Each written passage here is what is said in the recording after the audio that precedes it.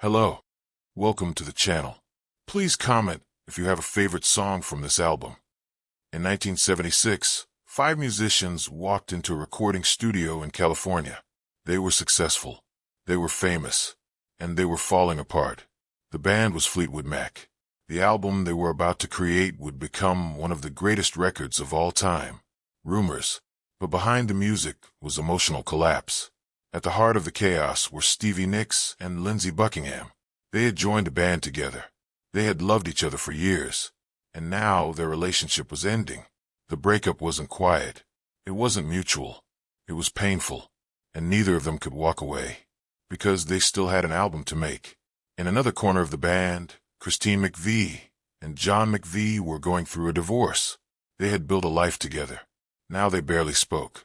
And as if that wasn't enough, drummer Mick Fleetwood had just discovered his own marriage was unraveling.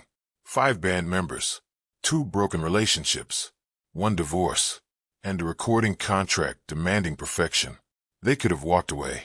Instead, they walked into the studio. And that's where the story begins. Every lyric became personal. When Stevie wrote Dreams, she wasn't imagining heartbreak. She was living it. The song was her quiet reflection on Lindsey and on letting go.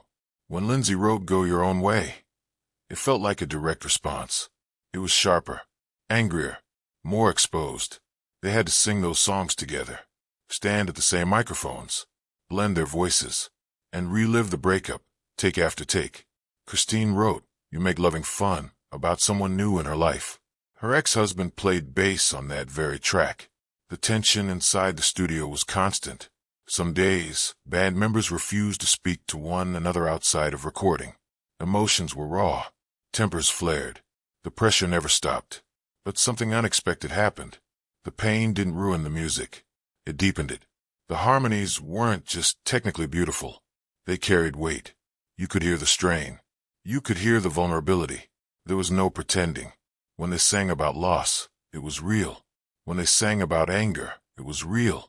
When they sang about holding on, it was real. And then there was The Chain, the only track credited to all 5 members. A song about loyalty, about fracture, about refusing to break completely. Chain, keep us together. It sounded like a plea, maybe even a promise. When Rumours was finally released in 1977, it became a global phenomenon. It topped charts. It won Album of the Year at the Grammy Awards. It has sold more than 40 million copies worldwide. But statistics don't explain its power. What makes Rumours endure isn't just the melodies. It's the honesty. You can feel 5 people trying to survive each other.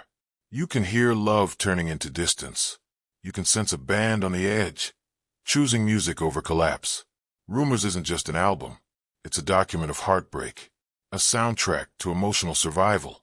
Proof that sometimes, when everything is breaking apart, the art that comes from it can last forever. And nearly 50 years later, we're still listening. Not because it was perfect, but because it was true. Thank you for joining. Please like and sub if you find this interesting. Creep you later.